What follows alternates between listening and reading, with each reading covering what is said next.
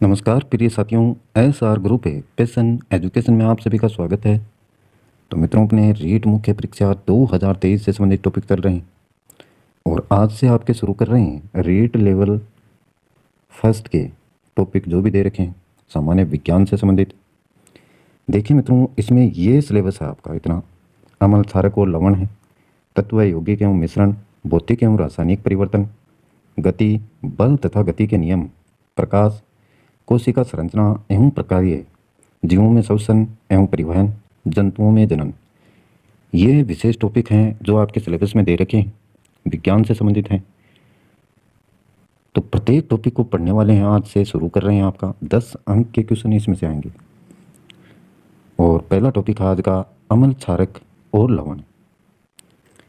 इसमें जानने वाले हैं मित्रों एसिड्स, बेसेज और साल्ट के बारे में।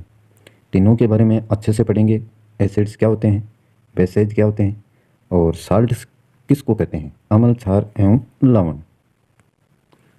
सबसे पहले इसमें दे रखा आपका अम्ल यानी एसिड्स। अम्ल मित्रों स्वाद में होते हैं आपके खट्टे। स्वाद में कैसे होते हैं, खट्टे होते हैं और नीले लिटमस को लाल में बदल देते हैं।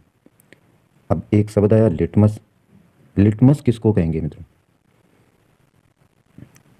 आपने नाम सुना होगा सूक्ष्म जीव। सूक्ष्म जीव, सूक्ष्म जीव कहते हैं जिनको नग्न आंखों से हम देख नहीं सकते, वो सूक्ष्म जीव कहलाते हैं। और मुख्यतः 6 प्रकार के होते हैं, जिसमें आपके कवक, शैवाल, प्रोटोजोआ, बैक्टीरिया, वायरस सभी आ जाते हैं। उन्हीं में से जो कवक और शैवाल हैं, कवक और शैवाल, ये दोनों मिलकर के मित्रों लिटमस का निर्माण करते हैं। कवक और शैवाल दोनों आपस में मिलकर किसका निर्माण करते हैं, लिटमस का निर्माण करते हैं। और ये नीले लिटमस को लाल में बदल देते हैं। कौन, अम्ल। अम्ल में देखिए लास्ट अक्षर आपका ल आ रहा है, तो इससे ध्यान में रखेंगे आप। लाल में भी ल आ रहा है और इधर अम्ल में भी ल आ रहा है, तो ये नीले को क्या करेंगे, लाल में बदल देंगे। कौन, लिटमस। लिटमस होते क्या हैं, सूक्ष्म जीव से बने होते हैं। कवक और शैवाल इसको मिलकर के बनाते हैं। इतनी बातें आपको इसमें ध्यान में रखनी है। तीसरा पॉइंट है इसमें जलीय विलयन में। जलीय विलयन में हाइड्रोजन आयन देते हैं। जलीय विलयन में हाइड्रोजन, जैसे आपका HCl उदाहरण के तौर पर, अगर इसको जल के साथ में रखेंगे, H2O के साथ में रखेंगे इसको, तो ये हाइड्रोजन आयन देंगे। क्या देंगे, H+ आयन देंगे। तो यही बात लिखी हुई है यहाँ पर। H2SO4 होता है, सल्फ्यूरिक अम्ल आपका CH3COOH, एसिटिक अम्ल हो या सीट्रिक अम्ल हो, ये जितने भी अम्ल हैं ये सभी जलीय विलयन में हाइड्रोजन आयन देंगे। ये बात ध्यान में रखें आप। इधर देखिए, ये जो डायग्राम है नींबू का दिखा रखा है और ये आपका लिटमस पत्थर है। जब इस लिटमस पत्थर को इस नींबू के संपर्क में लाएगा तो आप देख रहे हैं जहां पर ये नींबू से अटैच है वो उतना रंग इसका कैसा हो गया है, लाल हो गया है। हालांकि ये लिटमस पत्थर है किस प्रकार का, नीला है, लेकिन इसका रंग कैसा हो गया, लाल हो गया। नींबू में आप सभी को पता है खट्टापन है और स्वाद में जो खट्टे होते हैं वो क्या होते हैं, आपके अम्ल होते हैं। तो इस खट्टेपन के कारण या अम्ल के कारण जो लिटमस पत्थर का रंग है वो कैसा हो गया, लाल हो गया। यही बात लिखी है, देखिए नीले लिटमस को लाल में बदल देते हैं। आगे देखिए, इसमें दे रखा है सांद्र अम्ल और तनु अम्ल। ये किसको कहते हैं, जिसमें अम्ल अधिक मात्रा में और जल अल्प मात्रा में होता है, वो होता है आपका सांद्र अम्ल। जैसे कोई विलयन है और इसमें अम्ल की मात्रा तो अधिक है और जल है वो अल्प मात्रा में, यानी थोड़ी सी मात्रा है, तो उसको कहेंगे आप सांद्र अम्ल। और इसी प्रकार से तनु अम्ल देखिए, जिसमें अम्ल अल्प मात्रा में हो, अम्ल तो क्या हो, थोड़ी मात्रा में, और जल अधिक मात्रा में होता है, तो उसको कहा जाता है तनु अम्ल।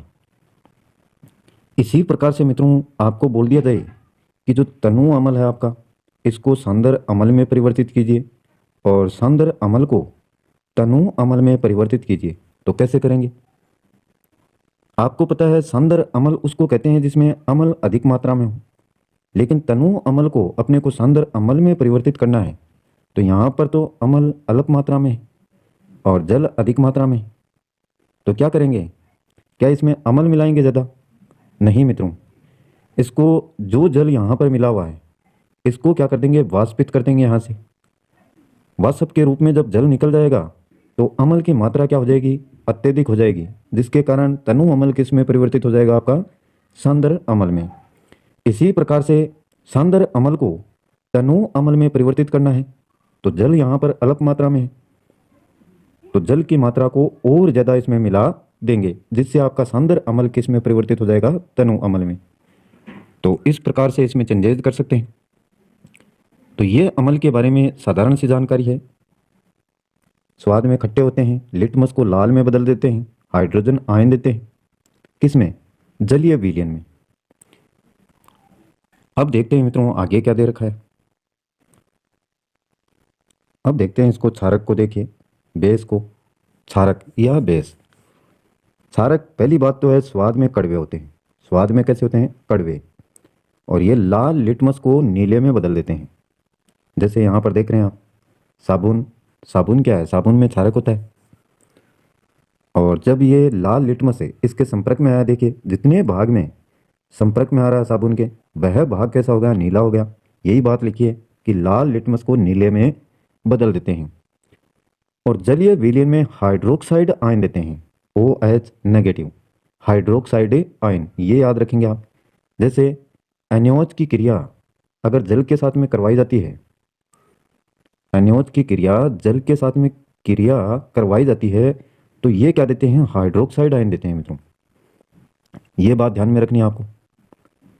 चाहे KOH के पोटेशियम हाइड्रोक्साइड के साथ में करवाई, ये जितने भी दे रखे हैं मित्रों, सोडियम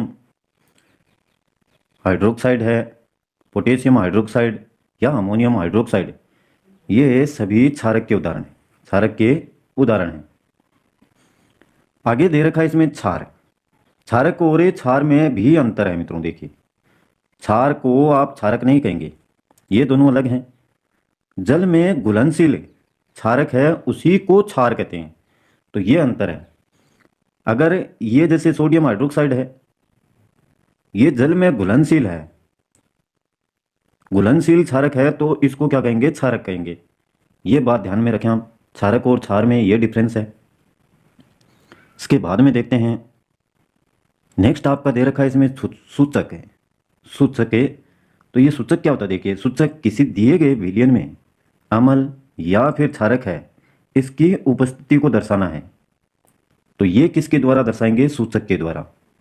इनका रंग या गंध अम्लीय व क्षारक माध्यम में क्या होती है, बदल जाती है।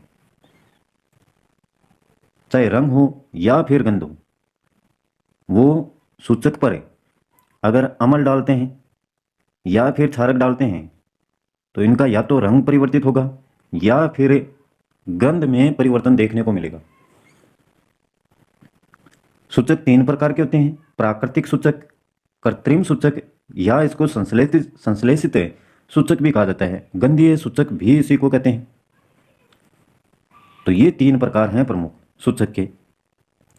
आगे देखिए, अब डिटेल पूर्वक प्रत्येक का अध्ययन करते हैं।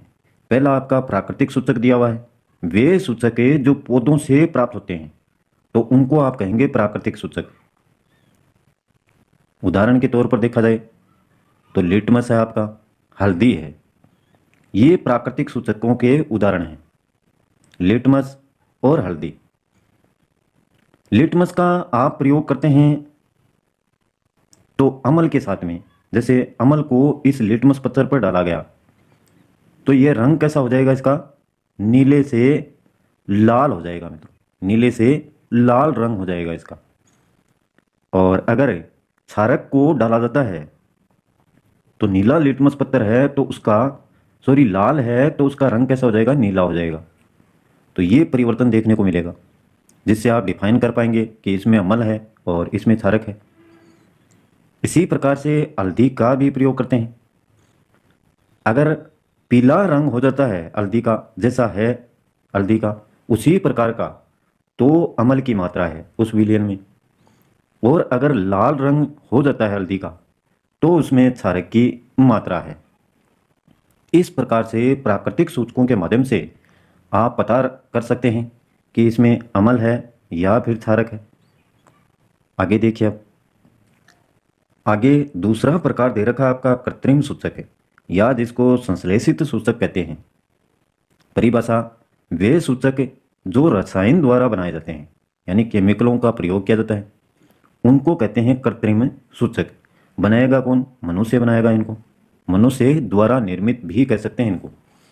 और इनके जो मुख्य उदाहरण हैं वो आपका फिनोप्थिलीन है, मेथिल ऑरेंज है। तो ये दोनों उदाहरण कृत्रिम सूचक या संश्लेषित सूचक के हैं। अब देखिए, इनसे पता कैसे करेंगे कि क्षारक है या अम्ल है। जब फिनोप्थिलीन को किसी विलयन में डालेंगे, अगर उसमें क्षारक की मात्रा है तो फिनोप्थिलीन का रंग गुलाबी हो जाएगा। फिनोप्थिलीन का रंग कैसा होगा? गुलाबी।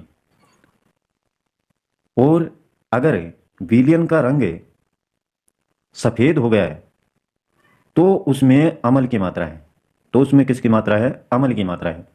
इसी प्रकार से अगर मेथिल ऑरेंज को किसी विलयन में डालते हैं और उसका रंग पीला हो गया है तो उसमें किसकी मात्रा है? क्षारक की मात्रा है। और मेथिल ऑरेंज को अगर किसी विलयन में डाला गया और उसका रंग लाल हो गया है मित्रों, तो उसमें किसकी मात्रा है? अम्ल की मात्रा है। इस प्रकार से आप इसको डिफाइन कर पाएंगे कि कौन से में अम्ल है, कौन से में क्षारक है, ये कृत्रिम रंजकों के माध्यम से या सूचकों के माध्यम से। आगे देखते हैं अब इसमें तीसरा सूचक में आपका प्रकार है गंधीय सूचक।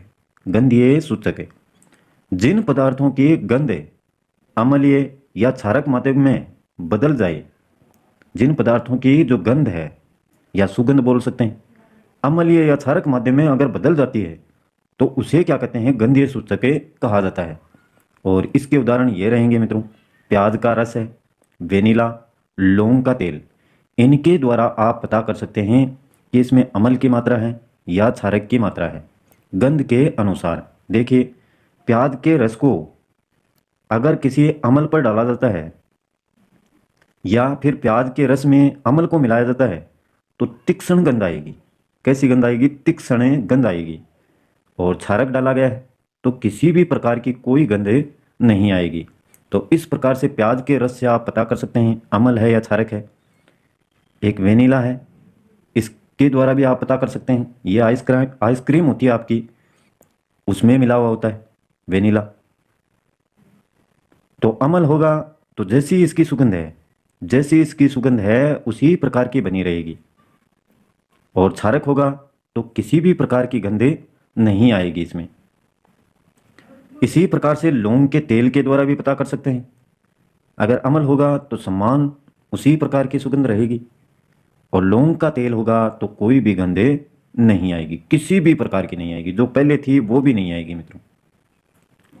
तो ये गंधीय सूचक हैं, इनके नाम आपको याद रखने हैं। प्याज का रस है, वेनिला, लौंग का तेल। आगे देखिए, इसमें आगे क्या दे रखा है। नेक्स्ट पॉइंट इसमें दे रखा है आपका अम्ल व क्षारकों के रासायनिक गुण। तो इनको जानते हैं, अम्ल और क्षारकों के रासायनिक गुण। धातु की अगर अम्ल व क्षारक के साथ में अभिक्रिया करवाते हैं तो क्या देखने को मिलता है? ध्यान से देखिए, धातु आपकी जैसे आयरन है, Fe हो, कॉपर हो, जिंक हो, या इनके अलावा बहुत सारी धातुएं हैं। तो इन सभी के साथ में अगर अम्ल व क्षारक की अभिक्रिया करवाते हैं तो क्या रिएक्शन होती है? सबसे पहले अम्ल के साथ में, अम्ल के साथ में अगर धातु की क्रिया करवाई जाए तो मित्रों हमेशा लवण बनता है। क्या बनेगा? लवण बनेगा। और साथ में हाइड्रोजन गैस निकलेगी, साथ में हाइड्रोजन गैस। अम्ल के साथ में धातु की क्रिया करवाने पर लवण बनेगा और साथ में हाइड्रोजन गैस निकलेगी। ये एक उदाहरण है, नीचे देखिए, 2HCl हाइड्रोजन क्लोराइड है, अम्ल है, और ये जिंक धातु है। जब इसके साथ में अभिक्रिया करवाते हैं तो जिंक क्लोराइड का निर्माण होता है और साथ में हाइड्रोजन गैस भी निकलती है। तो आप कह सकते हैं कि जब धातुओं की अम्लों के साथ में अभिक्रिया करवाते हैं तो लवण बनते हैं। अम्ल की धातु के साथ में अभिक्रिया करवाने पर लवण बनते हैं और साथ में हाइड्रोजन गैस निकलती है। पूछ लिया जाता है, बहुत सी बार पूछा गया है कि धातुओं के जब अम्ल के साथ में अभिक्रिया करवाते हैं तो कौन सी गैस बनती है? Hydrogen gas. वहां पर आपको ऑप्शन में मिलेंगे ऑक्सीजन है, कार्बन डाइऑक्साइड गैस है, तो आपको करना है मित्रों हाइड्रोजन। इसी प्रकार से क्षारक के साथ में अगर अभिक्रिया करवाते हैं धातुओं की तो लवण तो बनेगा, साथ में हाइड्रोजन गैस भी निकलेगी। देखिए उदाहरण के तौर पर 2NaOH sodium hydroxide. Hydroxide ion मैंने आपको बताया था कि क्षारक को प्रदर्शित करते हैं और यहाँ पर क्या है? हाइड्रोक्साइड आयन है। सोडियम हाइड्रोक्साइड की जब जिंक के साथ में क्रिया करवाई जाती है तो Na2ZNO2 प्लस हाइड्रोजन गैस निकलती है, plus hydrogen gas.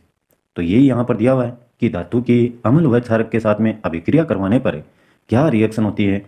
Hydrogen gas इसमें से निकलती है। आगे देखिए नेक्स्ट पॉइंट क्या दे रखा है। हाइड्रोजन गैस जो निकलती है मित्रों, इसको एक प्रयोग के द्वारा समझते हैं कि यह हाइड्रोजन गैस ही है या अन्य है। किस प्रकार से जानेंगे हम? तो इसमें लिखा हुआ है हाइड्रोजन गैस से निहित परखनली के पास जब एक जलती हुई मोमबत्ती लाई जाती है तो पोप की ध्वनि उत्पन्न होती है। पोप की ध्वनि उत्पन्न होती है। देखिए कैसे, ये जैसे एक परखनली ली हुई है, इस परखनली में हाइड्रोजन क्लोराइड यह आपका अम्ल हो गया, साथ में जिंक धातु है, जिंक धातु के दाने यहाँ पर डाल दिए गए। ऊपर ये देखिए पीला पीला जो लग रहा है ये आपका है कोरक। इसको क्या बोलते हैं? कोरक बोलते हैं। जिससे जब इन दोनों की रिएक्शन होगी हाइड्रोजन क्लोराइड यानी अम्ल और जिंक धातु की, तो ये कोरक लगा दिया गया है जिससे गैस वगैरह अगर उत्पन्न होती है तो वो बाहर ना निकले, सीधी कहाँ से? इस पाइप के जरिए जहाँ पर पहुँचाना है वहीं पर पहुँचे।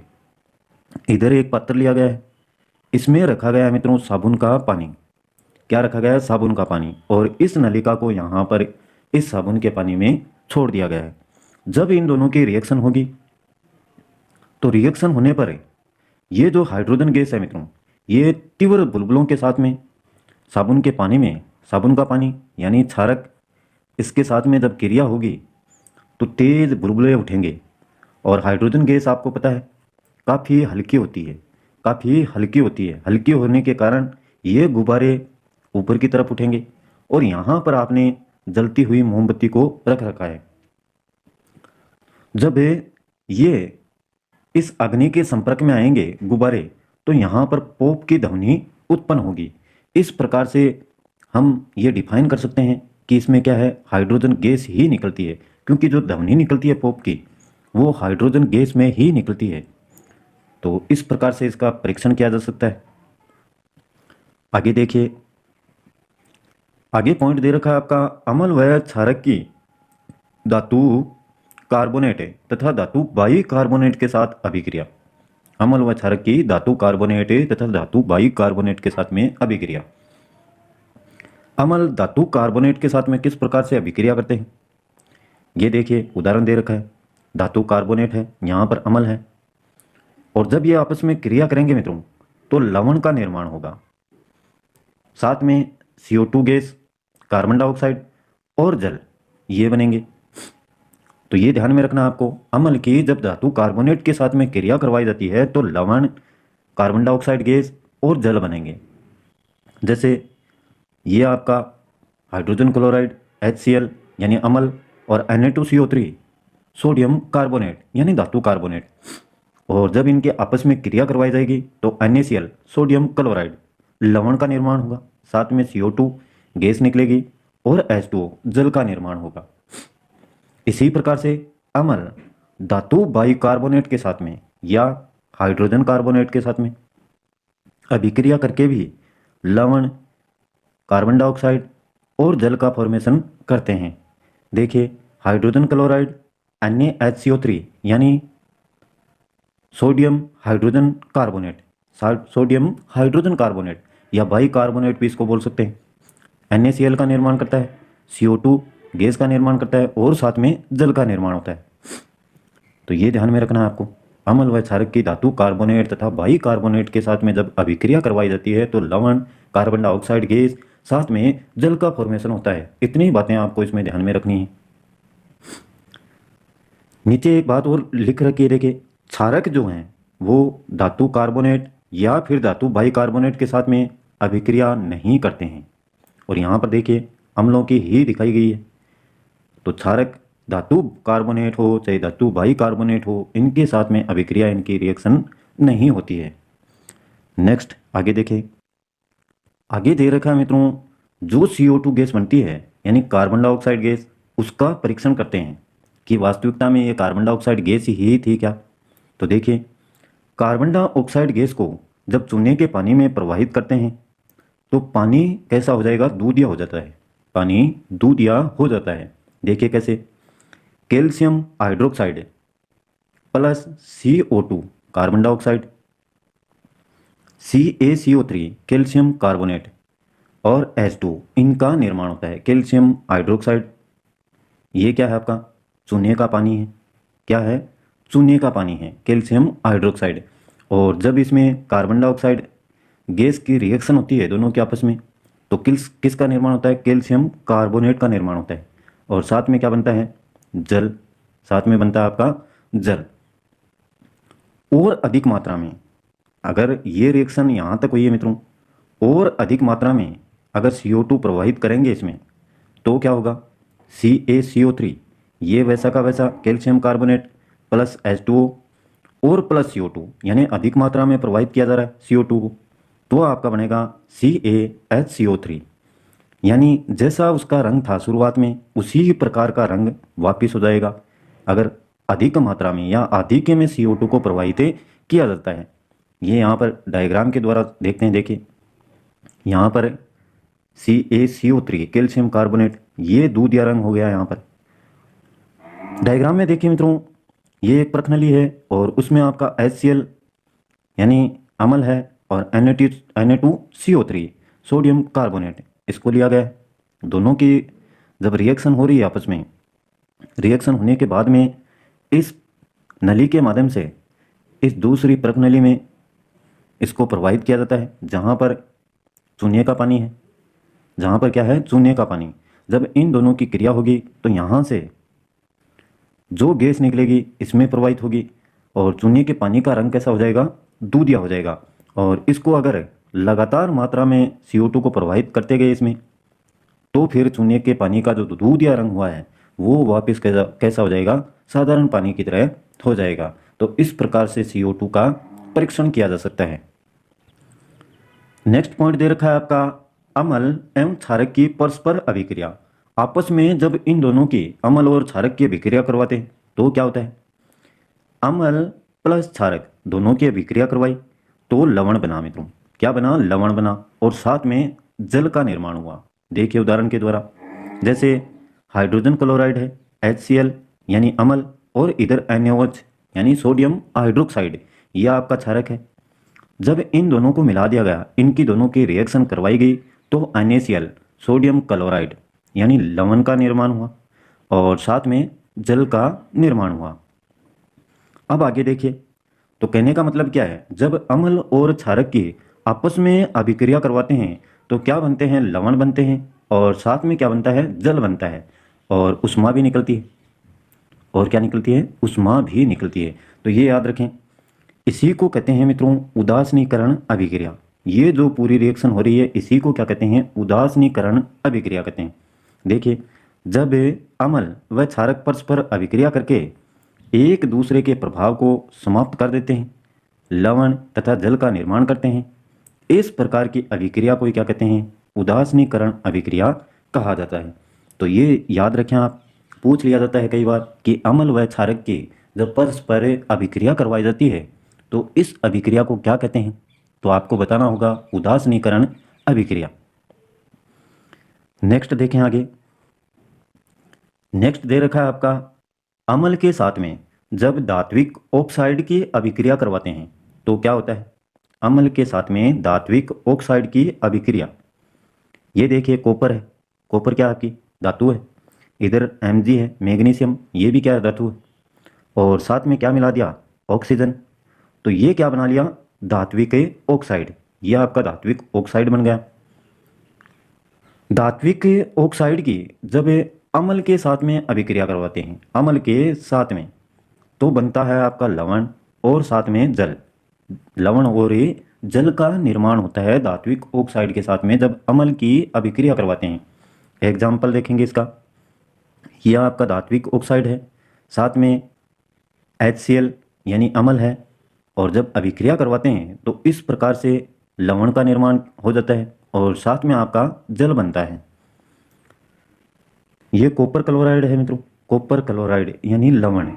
कॉपर क्लोराइड के बनने से विलयन का रंग कैसा हो जाएगा, नीला हो जाएगा। जो विलयन है उसमें कॉपर क्लोराइड के बनने से, ये जो विलयन है मित्रों कॉपर ऑक्साइड और हाइड्रोजन क्लोराइड का, इसमें ये जब बन जाएगा लवण तो इसका रंग कैसा हो जाएगा, नीला हो जाएगा। इस बात को ध्यान में रखें आप। अभी हमने अम्लों की अभिक्रिया धात्विक ऑक्साइड के साथ में की थी। अब देखते हैं क्षारक के साथ में अधात्विक ऑक्साइड की अभिक्रिया। अधात्विक यानी जब अधातु ऑक्सीजन के साथ में मिला दी जाती है तो आपका बनता है अधात्विक ऑक्साइड। और इसी में कार्बन आपका क्या है, अधातु है। कार्बन क्या है, अधातु है मित्रों। इधर देखिए क्षारक है, क्षारक की ही करवानी है अपने को, किसके साथ में, अधात्विक ऑक्साइड के साथ में अभिक्रिया। तो बनेगा क्या, लवण बनेगा और साथ में जल बनेगा। देखिए कैसे, जैसे कैल्शियम हाइड्रोक्साइड यह आपका क्षारक है, और CO2 कार्बन डाइऑक्साइड यह आपका अधात्विक ऑक्साइड है। जब इनकी रिएक्शन होती है तो कैल्शियम कार्बोनेट यानी लवण का निर्माण होता है और साथ में जल का फॉर्मेशन होता है। तो इस प्रकार से आप कह सकते हैं कि जब क्षारक की अधात्विक ऑक्साइड के साथ में अभिक्रिया करवाई जाती है तो बनने वाले उत्पाद होंगे लवण और साथ में जल। आगे दे रखा है मित्रों इसमें जलीय विलयन में अम्ल तथा क्षारक। किसमें, जलीय विलयन में। और अम्ल और क्षारक को जब डालते हैं, या अम्ल और क्षारक हैं, मान लीजिए इसमें अम्ल है पात्र में, और जब बाहर से जल को इसमें डाला जाता है तो ये हाइड्रोजन आयन उत्पन्न करते हैं। अम्ल क्या उत्पन्न करते हैं, हाइड्रोजन यानी H+ आयन देते हैं। और H+ आयन H3O+ यानी हाइड्रोनियम आयन, ये ध्यान में रखें आप। H3O+ इसको बोलते हैं हाइड्रोनियम आयन। इनके रूप में ही पाए जाते हैं, ये H+ के रूप में नहीं पाए जाते, बल्कि किस रूप में पाए जाते हैं, H3O+ यानी हाइड्रोनियम आयन के रूप में। देखिए कैसे, जैसे H+ है और H2O, इन दोनों की जब क्रिया होती है तो आपका बनता है H3O+ यानी हाइड्रोनियम आयन। देखिए आगे एग्जाम्पल है, यह आपका अम्ल है और इसकी जब जल के साथ में क्रिया होती है तो हाइड्रोनियम आयन देते हैं और साथ में आपका क्लोरीन। तो कहने का मतलब यही है कि जल की उपस्थिति में अम्ल हाइड्रोजन आयन देते हैं और ये किस रूप में रहते हैं, हाइड्रोनियम आयन के रूप में। यहाँ पर आप देख सकते हैं जब अम्ल की और जल की आपस में क्रिया होती है तो क्या बनेगा, हाइड्रोनियम आयन। आगे देखिए नेक्स्ट, अम्ल की बात हो गई। अब देखते हैं क्षारक की बात। जलीय विलयन में अम्ल तथा क्षारक। अम्ल के बारे में जान लिया है, क्षारक के बारे में। क्षारक जल की उपस्थिति में हाइड्रोक्साइड आयन बनाते हैं। कौन से आयन, हाइड्रोक्साइड आयन बनाते हैं मित्रों। देखिए कैसे, उदाहरण दे रखा है, सोडियम हाइड्रोक्साइड यह आपका क्षारक है, और जल की उपस्थिति में जब इन दोनों के बीच में रिएक्शन होगी तो Na+ के रूप में निकल जाएगा और बनेगा क्या, हाइड्रोक्साइड आयन। और यही ऊपर लिखा गया है कि जब क्षारक की जल की उपस्थिति में अभिक्रिया होती है तो हाइड्रोक्साइड आयन बनते हैं। कौन से आयन, हाइड्रोक्साइड आयन।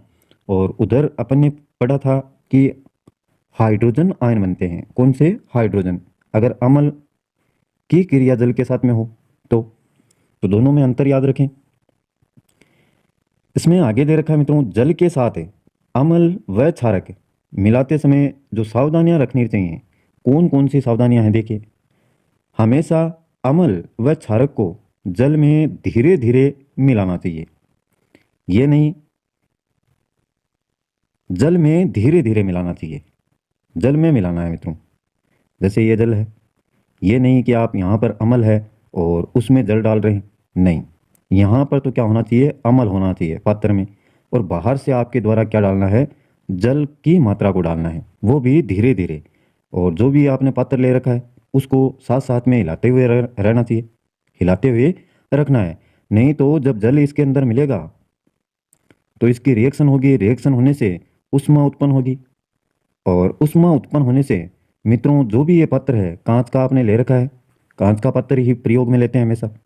धातु के साथ में रिएक्शन हो सकती है मित्रों, अम्लों की, क्षारकों की, इसलिए धातु का पात्र यूज में नहीं लेते हैं।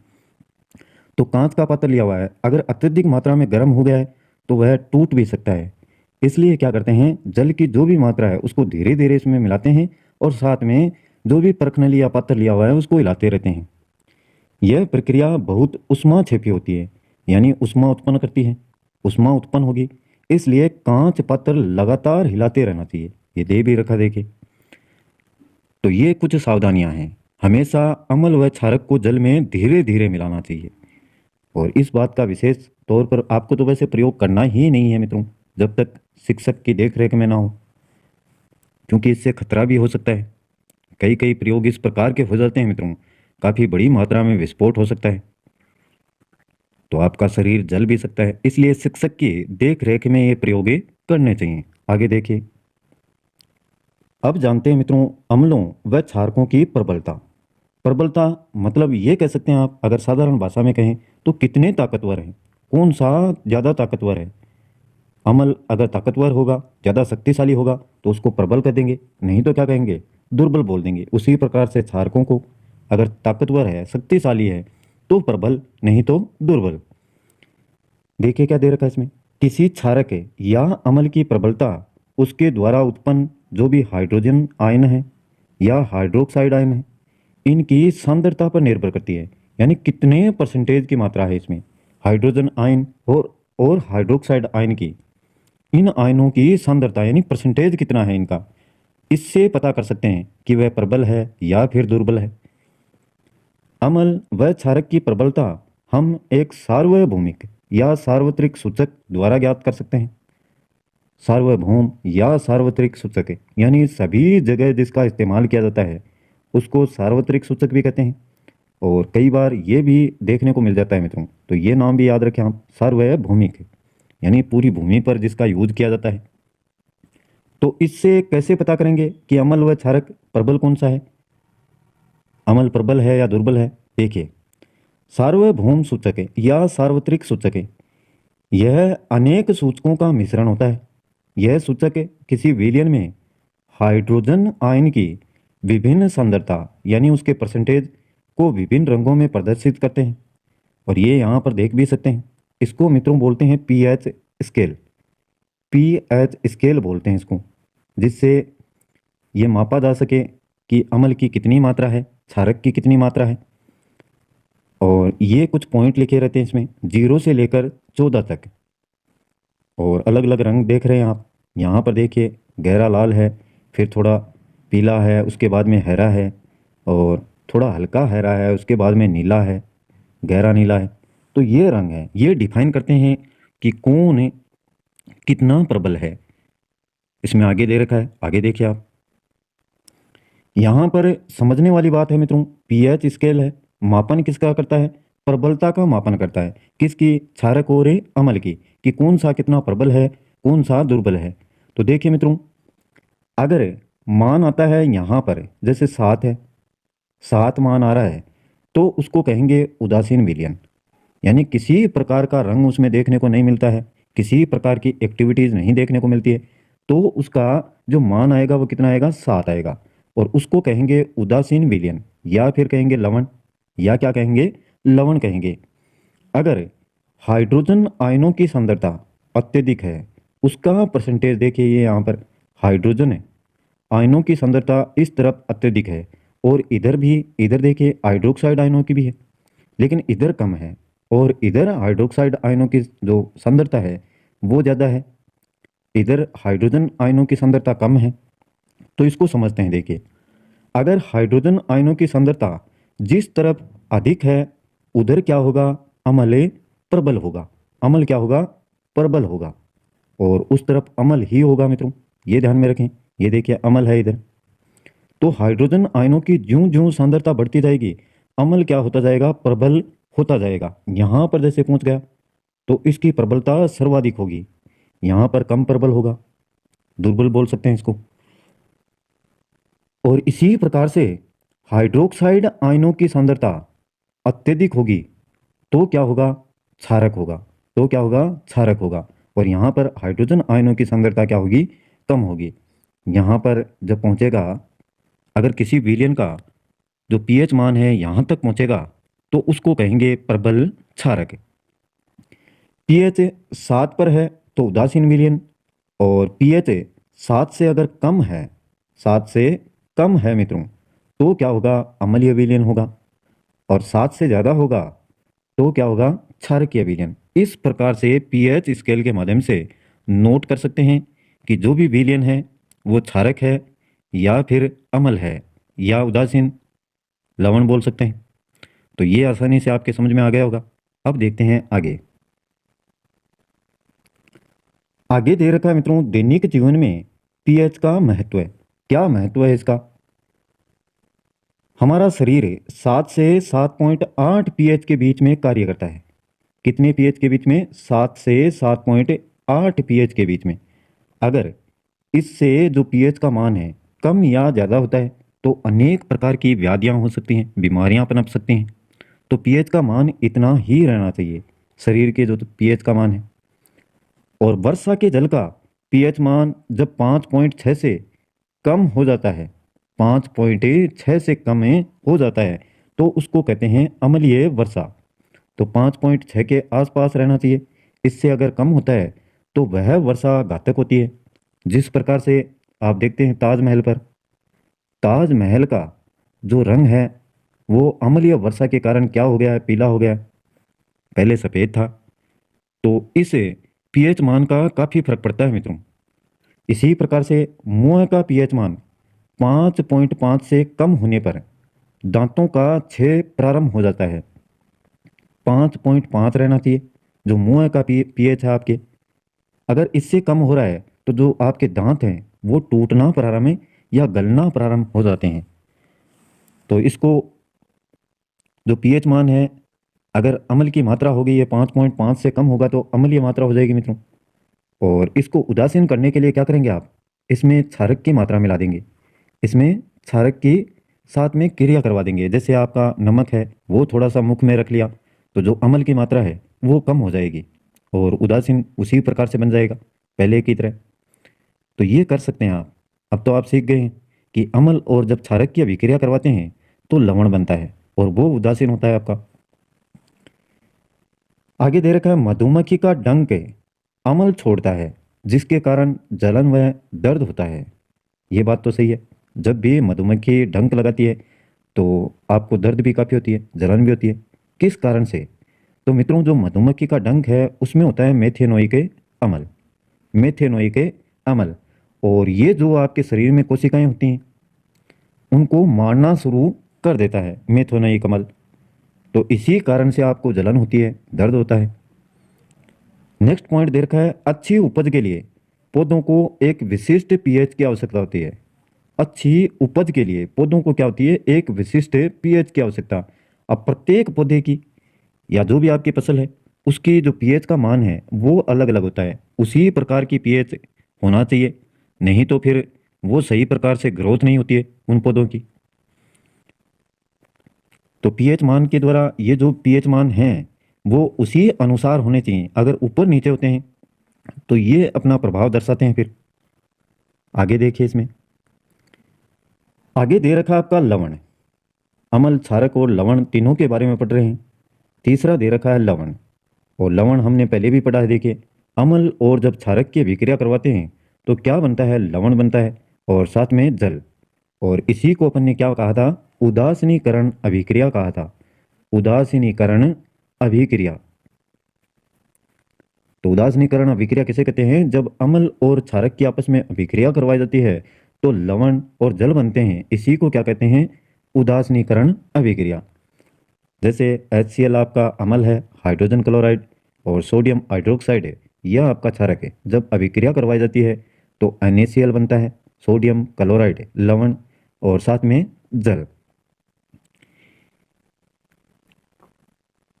लवणों से रसायनों का निर्माण। लवण से अनेक प्रकार के रसायनों का निर्माण होता है, जिसमें आपके सोडियम हाइड्रोक्साइड, विरंजक चूर्ण, बेकिंग सोडा, धोने का सोडा, प्लास्टर ऑफ पेरिस। तो इनके बारे में विस्तारित देखते हैं हम। जो भी लवण हैं उनसे रसायनों का निर्माण किस प्रकार से होता है। पहला आपका सोडियम हाइड्रोक्साइड है यानी NaOH। निर्माण देखिए इसका किस प्रकार से होता है। सोडियम क्लोराइड यानी NaCl के जलीय विलयन में से विद्युत प्रवाहित करने पर यह वियोजित होकर सोडियम हाइड्रोक्साइड उत्पन्न करता है। कैसे? यह आपका सोडियम क्लोराइड जलीय विलयन 2H2O, इसके साथ में जब अभिक्रिया होगी विद्युत प्रवाहित करने पर, विद्युत धारा को जब प्रवाहित किया जाता है इसके विलयन में, तो 2NaOH sodium hydroxide plus chlorine gas और हाइड्रोजन गैस ये उत्पन्न होती हैं। तो इस प्रकार से सोडियम हाइड्रोक्साइड का निर्माण होता है मित्रों, ये ध्यान में रखना है। सोडियम क्लोराइड की जब जल के साथ में अभिक्रिया करवाते हैं और उसमें विद्युत धारा को प्रवाहित किया जाता है विलयन में, तो sodium hydroxide plus chlorine gas और हाइड्रोजन गैस निकलती है। ये भी देखिए एनोड वाले भाग पर क्लोरीन गैस, एनोड वाले भाग पर तो क्या होती है? Chlorine gas. क्लोरीन पर नेगेटिव चार्ज और H2 पर पॉजिटिव चार्ज। ये देखिए एनोड और ये कैथोड आपका। यहाँ से देखिए मित्रों इसको जब ये रबड़ और यहाँ से देखिए सी को काटते हैं, ये जब सी को काट दिया यहाँ से इतना जब काटेंगे तो ये माइनस वाला साइन बनता है कैथोड पर H2 प्लस, यानी इसका संयोजन प्लस वाले हमेशा किसके साथ में संयोग करेंगे? माइनस वाले के साथ में। और यही दिखाया गया देखिए हाइड्रोजन किसके साथ में? कैथोड वाले पर। और A प्लस इसी प्रकार से देखिए A को काटते हैं पूरा, A को इस प्रकार से यहाँ से काटा, यहाँ से ऊपर से इसको काटते हैं तो ये प्लस का साइन दिखाई दे रहा है देखिए आपको। तो एनोड पर किसका साइन होता है? प्लस का, एनोड पर प्लस का। और यहाँ पर क्लोरीन गैस पर नेगेटिव चार्ज है। कैसा चार्ज है? नेगेटिव। तो माइनस वाला हमेशा प्लस के साथ में जुड़ेगा और प्लस वाला हमेशा माइनस के साथ में। तो जो क्लोरीन गैस है वो तो आपकी एनोड पर और हाइड्रोजन पॉजिटिव है तो ये कैथोड पर जुड़ेगी। कैथोड के पास में NaOH का विलयन भी बनता है। ये बात ध्यान में रखनी है आपको, थोड़ा सा बताया है, ज़्यादा नहीं बताया है।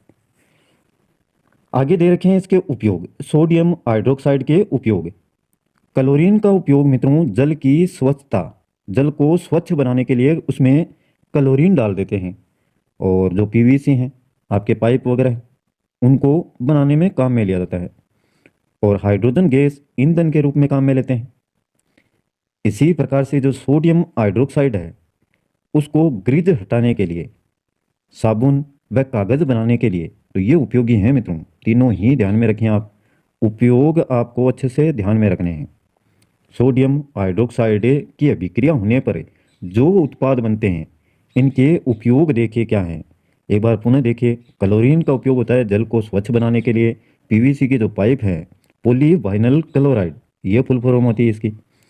और क्लोरीन हाइड्रोजन इसका ईंधन के रूप में इस्तेमाल किया जाता है। सोडियम हाइड्रोक्साइड है तो ग्रीज हटाने के लिए, साबुन है, कागज़ बनाने आदि में इसका इस्तेमाल किया जाता है। नेक्स्ट देखते हैं हम मित्रों, नेक्स्ट है आपका विरंजक चूर्ण CaOCl2। ये फॉर्मूला भी याद रखें। विरंजक चूर्ण या जिसको बोलते हैं ब्लीचिंग पाउडर, क्या बोलते हैं? ब्लीचिंग पाउडर भी जिसको बोला जाता है, तो ये भी याद रखें। निर्माण देखिए इसका कैसे होता है। शुष्क यानी सूखा बुझे हुए चूने, तो ये सूत्र है इसका CaOH का होल ट्वाइज कैल्शियम हाइड्रोक्साइड, इसको बोलते हैं मित्रों शुष्क बुझा हुआ चूना। ये सूत्र भी याद रखें। जब शुष्क बुझे हुए चूने पर क्लोरीन की क्रिया से क्लोरीन की क्रिया से विरंजक चूर्ण का निर्माण होता है। ये विरंजक चूर्ण या ब्लीचिंग पाउडर का कैल्शियम हाइड्रोक्साइड, यह आपका बुझा हुआ चूना हो गया और इसकी अभिक्रिया करवा दी किसके साथ में, क्लोरीन के साथ में, तो आपका क्या बना, ब्लीचिंग पाउडर या विरंजक चूर्ण CaOCl2 और साथ में जल का निर्माण। तो ये अभिक्रिया याद रखें और इनके जो भी फॉर्मूले हैं यह आपको याद रखने हैं। अब विरंजक चूर्ण का उपयोग देखिए।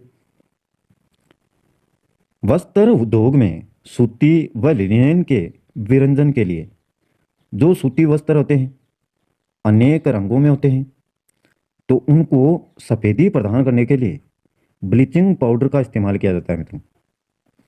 और कागज़ की फैक्ट्री में लकड़ी का जो मज्जा होता है उसके विरंजन के लिए, जैसे कोई भी लकड़ी है, अब उसका रंग अलग अलग प्रकार का होता है मित्रों लकड़ियों का, तो इसको पीस लिया, अच्छे से बारीक पीस लिया, इसका पाउडर बना लिया, और जो पाउडर है उसमें अगर ब्लीचिंग पाउडर या विरंजक के चूर्ण को डाल करके साफ करते हैं तो उसका रंग कैसा बन जाता है, एकदम क्लीन बन जाता है या सफ़ेद हो जाता है।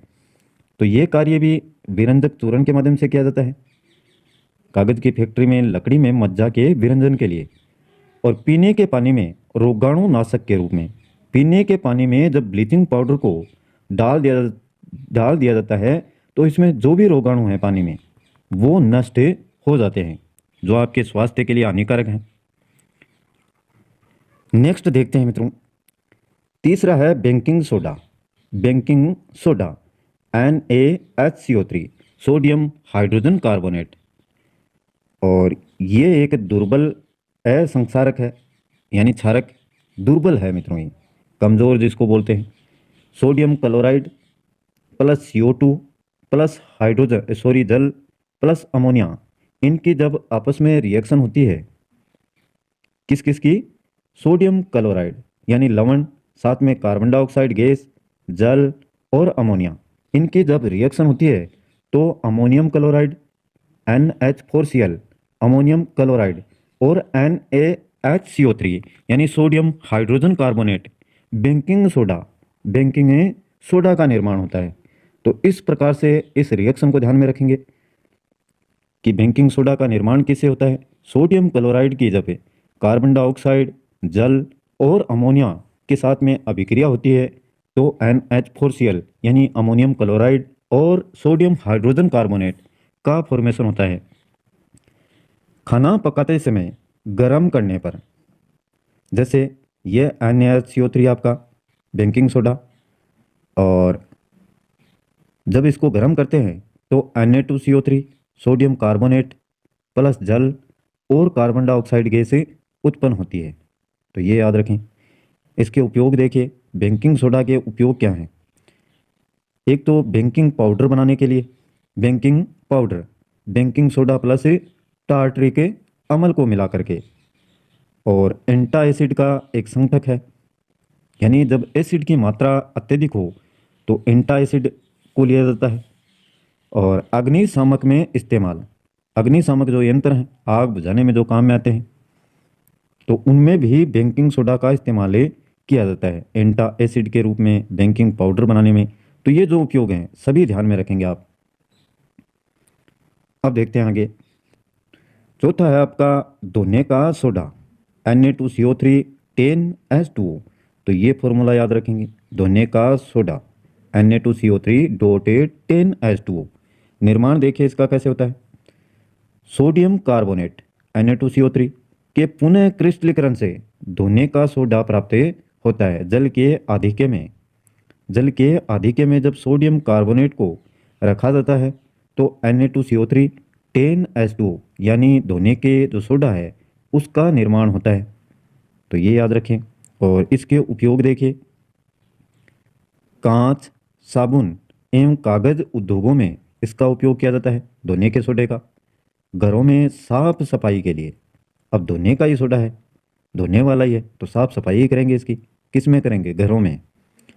और जल की स्थायी कठोरता हटाने के लिए, जल की स्थायी कठोरता, कठोर जल है तो उसकी कठोरता हटाने के लिए क्या करते हैं, धोने का सोडा इस्तेमाल किया जाता है। तो ये इसके उपयोग हैं धुएं के, सोडे के। आगे देखिए, नेक्स्ट मित्रों आपका है plaster of Paris. Plaster of Paris, Paris नाम इसलिए दिया गया है क्योंकि सर्वप्रथम इसका उपयोग पेरिस में ही किया गया था, तो इसलिए नाम दिया गया है प्लास्टर ऑफ पेरिस। और ये इसका सूत्र होता है CaSO4.12H2O, हाफ H2O, याद रखेंगे इसको। जिप्सम, जिप्सम को 373 केल्विन पर गर्म करने पर यह जल के अणु त्याग देता है और त्याग करके कैल्शियम सल्फेट अर्ध हाइड्रेट बनाता है, इसका निर्माण करता है। कैल्शियम अर्ध हाइड्रेट, आधा अणु देखिए, आधा अणु किसका है, जल का है, तो आधे अणु जल के निर्माण करता है कैल्शियम सल्फेट के। इसमें सफ़ेद चूर्ण को जल में मिलने पर यह फिर से जिप्सम भी बन जाता है। तो यहाँ देखिए, ये जो यहाँ पर लिखा हुआ है सफ़ेद चूर्ण को, सफ़ेद चूर्ण यानी आपका कैल्शियम सल्फेट अर्ध हाइड्रेट ये, और इसको जल में मिलने पर, मिलाने पर यह फिर से जिप्सम बन जाता है। यहाँ पर आधा H2O है प्लस कैल्शियम सल्फेट और 1.5 H2O ये जल है, इसको मिलाते हैं, मिलाने पर जिप्सम बनता है मित्रों, मिलाने पर जिप्सम मिलता है। और जिप्सम को जब 100 डिग्री सेल्सियस पर, 100 डिग्री सेल्सियस पर या 373 केल्विन भी बोल सकते हैं, इस पर गर्म करते हैं, इस पर गर्म किया जाता है, तो 2H2O, यहाँ पर क्या है 2H2O, 2H2O है, तो ये टुकड़ों में विभाजित होता है, टूटता है, और कैल्शियम सल्फेट साथ में आधा H2O, आधा अणु जल का बनता है, और साथ में ये निकल जाता है 1.5 H2O 100 डिग्री सेल्सियस पर गर्म करने से। तो जिप्सम से वापस प्लास्टर ऑफ पेरिस का भी निर्माण हो जाता है, और प्लास्टर ऑफ पेरिस से जिप्सम का निर्माण भी किया जा सकता है। दोनों तरफ यह अभिक्रिया होती है आपकी अनुत्क्रमणीय, सॉरी उत्क्रमणीय, कौन सी अभिक्रिया, उत्क्रमणीय, दोनों साइड में होने वाली, और एक साइड में होगी तो उसको क्या कहेंगे, अनुत्क्रमणीय अभिक्रिया।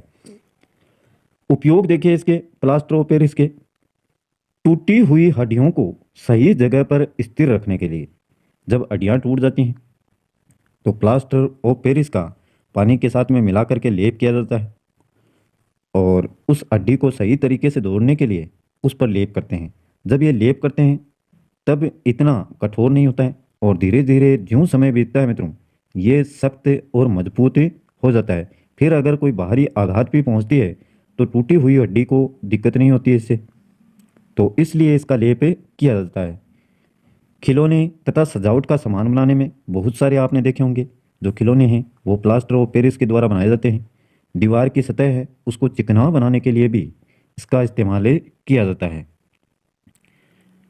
आगे देखेंगे नेक्स्ट पॉइंट है आपका क्रिस्टलन का जल।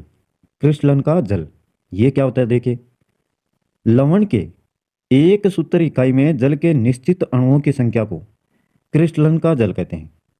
लवण जैसे कॉपर सल्फेट आपका CuSO4, कॉपर सल्फेट, इसके एक सूत्र इकाई में जल के निश्चित अणुओं की संख्या देखिए 5 H2O है, ये निश्चित अणुओं की संख्या है, 5 ही है मित्रों, तो इसको क्या कहते हैं, क्रिस्टलन का जल कहा जाता है। जब इसको इसके साथ में मिला देते हैं निश्चित अणुओं की संख्या को लवण के साथ में, तो इसी को क्या कहते हैं, क्रिस्टलन का जल कहते हैं।